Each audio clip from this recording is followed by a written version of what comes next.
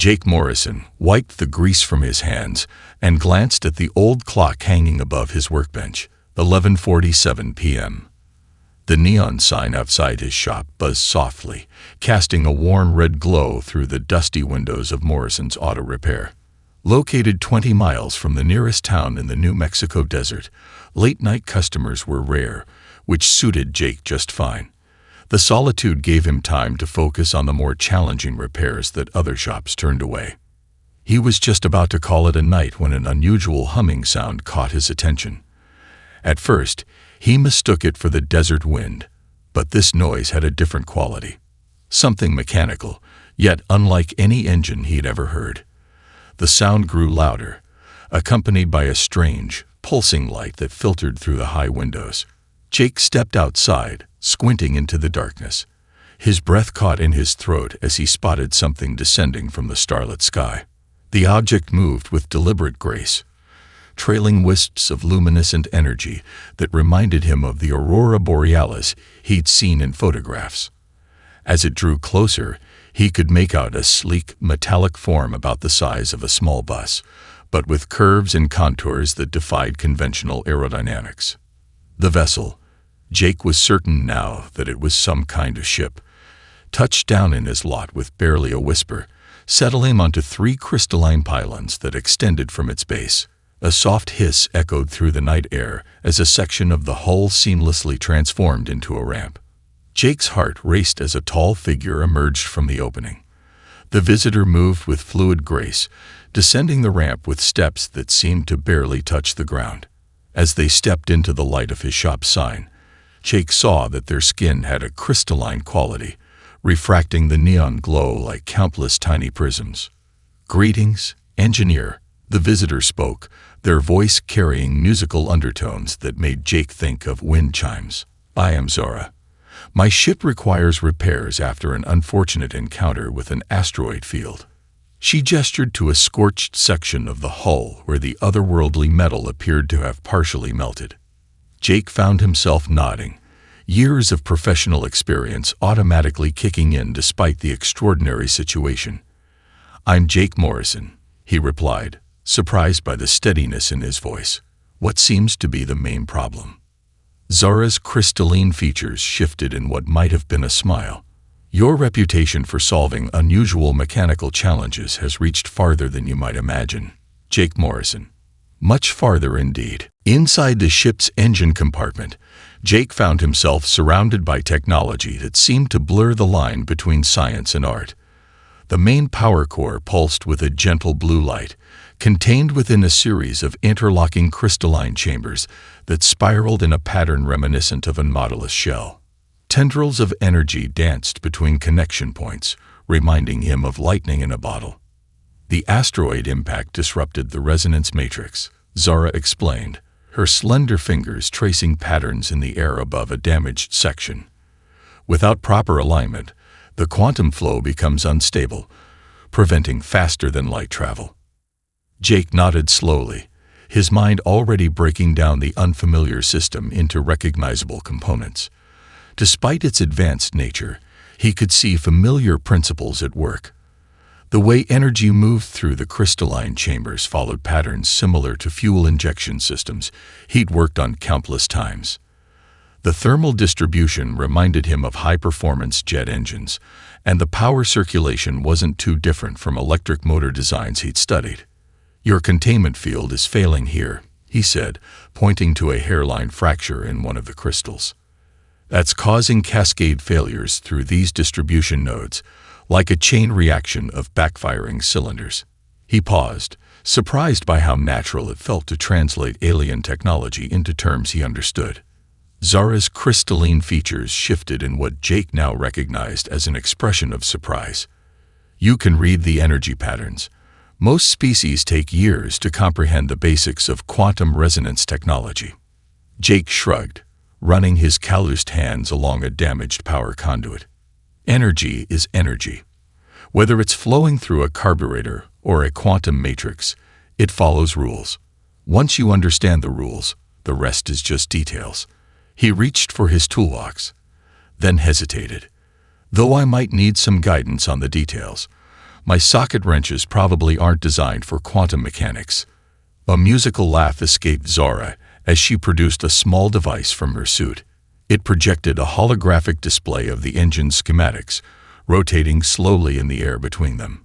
"Perhaps we can find a way to combine our knowledge. Your understanding of fundamental principles is refreshing. Most advanced civilizations have forgotten the elegant simplicity that underlies all technology." Jake grinned, already seeing possible solutions in the holographic display. "Well, sometimes you need to understand the basics before you can appreciate the complex stuff. Let's start with that resonance matrix. I've got some ideas about stabilizing those power fluctuations." The desert sunrise painted the repair shop in shades of gold and amber as Jake and Zara worked on the quantum resonance matrix. 3 empty coffee cups sat beside Jake's toolbox, while Zara sipped something that looked like liquid starlight from a crystalline container. They'd been working through the night, but Jake had never felt more awake. "So these crystals," Jake said, carefully adjusting a power conduit with a modified tool of his own design, "they're actually living things." He watched in fascination as the crystal responded to his touch, its internal light patterns shifting and flowing like aurora borealis trapped in glass. Zara nodded, her iridescent features catching the morning light. "They're silicon-based life forms from the rings of Centauri Prime. We form a symbiotic relationship with them, providing the energy they need while they power our ships." She paused, watching Jake's gentle handling of the crystal. "You're quite good with them. Most technicians treat them like simple machines." Jake smiled, remembering something his grandfather taught him. "Best mechanic I ever knew told me that every machine has a personality. Guess that goes double when the machine is actually alive." He connected the final circuit, and the crystal pulsed with renewed vigor, its light synchronizing perfectly with the ship's power core. As they worked, Zara shared stories of distant worlds, gas giants with floating cities, crystalline moons where light itself behaved differently, and space stations that dwarfed Earth's largest cities. In return, Jake told her about Earth's own engineering marvels, from the ancient pyramids to modern spacecraft. "Your species is fascinating," Zara observed, helping Jake calibrate a particularly tricky power junction. "You've achieved so much with comparatively simple tools. That ability to innovate with limited resources, it's remarkable." Jake chuckled, wiping sweat from his brow. "Sometimes having limits forces you to be creative. Like this repair, I'm pretty sure combining Earth metalwork with quantum crystals isn't in any standard manual, but sometimes the best solutions are the unexpected ones." The crystal matrix hummed in harmony as they made the final adjustments, its light dancing across the walls of the shop like auroral waves. Jake realized that in just one night, his understanding of the universe, and humanity's place in it, had expanded beyond anything he could have imagined. But more than that, he'd found a kindred spirit in Zara, someone who shared his fascination with the elegant mechanics that kept the universe running. Jake sat cross-legged on the floor of his shop, surrounded by holographic diagrams of Zara's ship's systems and dozens of sketches on old repair invoices. It was well past midnight again, but his mind was racing with possibilities. Something about the quantum resonance patterns had been nagging at him for hours, like a familiar tune he couldn't quite place. "Zara," he called out, his voice excited. "Can you show me that power distribution diagram again?" His fingers drummed against his knee as she projected the complex network of energy flows that powered the ship. Zara obliged, and the air filled with shimmering lines of light, showing how energy moved through the vessel. Jake stood up, walking through the hologram with measured steps, his eyes tracking each intersection and junction. Then he saw it, the pattern he'd been searching for. "It's like a river," he whispered, then louder, "Zara, your ship's power system. It's exactly like a river delta." He grabbed a clean sheet of paper, sketching rapidly. "Look here. The way energy branches and recombines, it's following the same natural patterns as water finding its path to the ocean. We've been trying to force the power flow into rigid channels, but it wants to flow naturally." Zara's crystalline features shifted in curiosity as she studied his sketch. The principle of least resistance, but our engineers spent centuries developing the current configuration. Sometimes the simplest solution is the one nature already figured out, Jake explained, his hands moving swiftly as he modified the holographic display. If we reconfigure the crystal matrix to match these natural flow patterns, it should not only repair the damage but improve the overall efficiency. Working with renewed energy, Jake began implementing his design. He carefully adjusted the crystal formations, allowing them to settle into configurations that mimicked Earth's river systems. The ship's engine responded immediately. The quantum field stabilized, and the energy flow increased by 30%. Zara's eyes widened as she monitored the readings. This is unprecedented. The power output is higher than factory specifications, yet the system strain is lower. She turned to Jake with an expression of wonder. How did you see this pattern when our best engineers missed it? Jake smiled, running his hand along the humming crystal matrix. Sometimes you need fresh eyes. On Earth, we're still learning about advanced technology, but we've had billions of years of nature's engineering to study. Maybe the best solutions are the ones that were there all along. We just needed to look in the right places. The peaceful hum of the engine work was shattered by a sharp crystalline chime. Zara's communication device projected a holographic warning that filled the air with angry red symbols. Jake didn't need to understand the alien script to know they spelled trouble. Zara's expressions said it all. A solar storm. She translated, her melodic voice tense. A massive one, far larger than your system typically produces. It will hit in approximately 3 hours. Her fingers danced through the holographic display, showing the approaching wave of stellar energy. Without full shields, the quantum crystals will be permanently damaged. Jake's mind raced through the implications. They'd repaired about 60% of the ship's systems, but the defensive shields were still offline, and the power distribution network wasn't fully stabilized. How long would we need to complete the critical repairs? Under normal circumstances, 4 to 5 hours. Zara's crystalline features shifted in concern. Even with your innovative solutions, we cannot work quickly enough. Jake walked a circle around the ship, his boots echoing on the concrete floor as he thought. Maybe we don't need to complete all the repairs, he said slowly, an idea forming. What if we could create a temporary shield instead? He hurried to his storage room, emerging with several large sheets of copper and a spool of heavy electrical cable. The storm is just a massive burst of electromagnetic energy, right? Like a giant solar EMP. His hands were already moving, measuring and marking the copper sheets. We can build a Faraday cage around the sensitive components. Zara's eyes widened in understanding. A primitive but effective solution. However, the energy levels we're dealing with will be too much for standard copper. I know, Jake finished. But what if we combine it with your quantum shielding technology? The copper can handle the bulk of the electromagnetic pulse, while the remaining shield power focuses on protecting the most critical systems. They worked with frantic efficiency, Jake cutting and shaping the copper, while Zara modified the shield emitters to work with the makeshift protection. The minutes ticked by as they raced against the approaching storm, their movements becoming a coordinated dance of human craftsmanship and alien technology. With 30 minutes to spare, they stepped back to examine their creation. The ship now sat within a web of copper sheets and quantum energy fields, looking like a cross between a modern art installation and an alien artifact. The real test, however, was still approaching, and they'd soon find out if human ingenuity could stand up to the fury of a stellar storm. The first waves of the solar storm arrived like invisible tsunamis, making the air crackle with electromagnetic energy. Jake's test equipment squealed in protest as their needles swung wildly off the scales. The fluorescent lights in the garage flickered and died, leaving only the ethereal glow of Zara's ship and the approaching storm's aurora in the pre-dawn sky. Primary copper shielding is holding, Jake called out, checking the readings on a modified multimeter. But these energy levels are still climbing.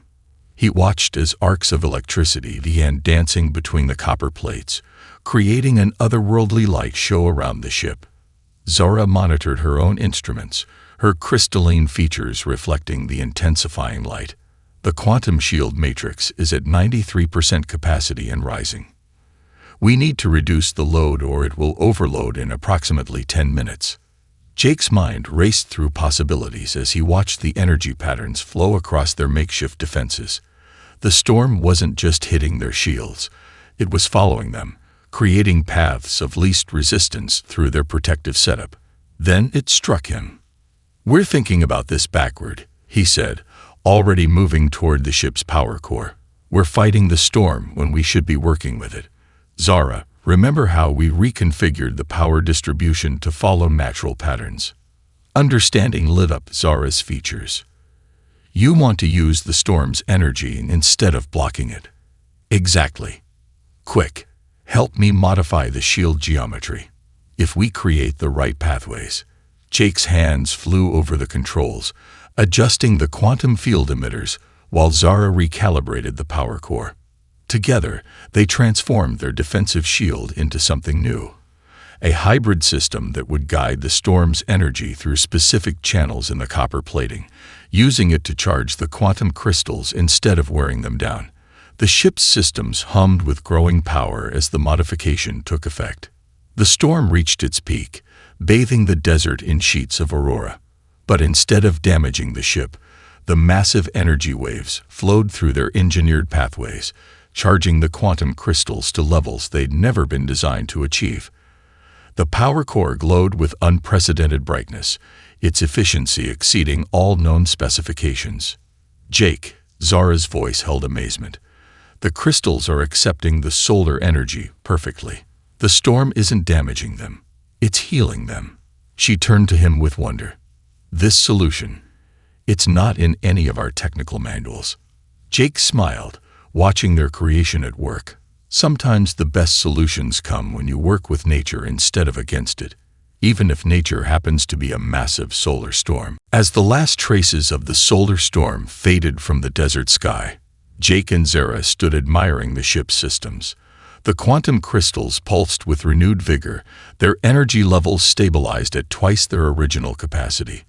The improvised copper channeling system had not only protected the ship but had revolutionized its power distribution. "I should probably start calculating your repair bill," Jake said with a laugh, wiping his hands on a shop rag. "Though I'm not sure what the going rate is for emergency alien spacecraft repair during a solar storm." Zara's crystalline features shifted into what Jake now recognized as her version of a warm smile, but there was something different in her expression, a hint of anticipation. She reached into her suit and produced a small device that projected a hologram of an identification badge. The symbols were alien, but the image showed Zara in what was clearly an official uniform. "I haven't been entirely forthcoming about my identity, Jake Morrison," she said, her musical voice carrying a note of formality. "I am Chief Engineering Inspector for the Galactic Innovation Council. My unfortunate encounter with the asteroid field was not entirely accidental." Jake leaned against his workbench, processing this information. "You were testing me," he said slowly, pieces falling into place. "The damaged ship, the complex repairs, even the solar storm response." "Yes and no," Zara replied. "The Council has been monitoring Earth's technological development for decades. We've observed your species' remarkable ability to solve problems with limited resources, but we needed to test this capability directly to see how a human engineer would approach advanced technology without preparation or advanced education." She gestured at the ship's enhanced systems. "What you've accomplished here, combining primitive materials with quantum technology, understanding crystalline systems intuitively, and even improving upon our established designs, it's unprecedented. Your solution to the solar storm alone has revolutionized our understanding of power distribution."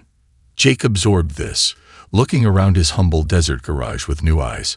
So all this was some kind of cosmic job interview. In a way, Zara's eyes sparkled with genuine warmth.